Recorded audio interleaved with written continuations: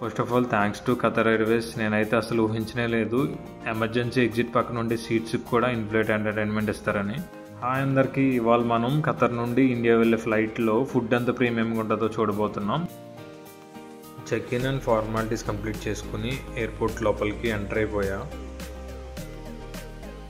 So ఇక్కడ కనిపించే టెడ్డీని lamp teddy అని అంటారు. ఖతర్ ఎయిర్పోర్ట్లో ఇదే biggest statue, 23 feet height, 20 tons weight. And ఇక్కడ పోర్షా కార్ని ట్యాగ్ హూవర్ లివరీతో షోకేస్ చేశారు. చాలా బాగుంది లివరీ.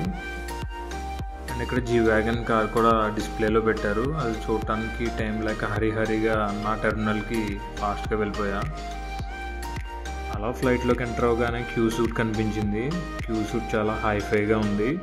ఫ్లైట్లో బెస్ట్ ఆప్షన్ అంటే క్యూ సూట్, ఆ తర్వాత ఫస్ట్ క్లాస్, ఆ తర్వాత బిజినెస్ క్లాసే. లెగ్ రూమ్ చాలా స్పేషియస్గా ఉంది. నాకు ఒక రిఫ్రెషింగ్ టవల్, ఒక పిల్లో, ఒక బ్లాంకెట్ కూడా ఇచ్చారు. క్యాటరింగ్ సర్వీస్ స్టార్ట్ అయింది. సో నాకు ఈ ఫ్లైట్లో ఫుడ్ ఏం సర్వ్ చేశారో చూసేద్దాం. మనం ముఖ్యమైన ఘట్టానికి వచ్చేసాం.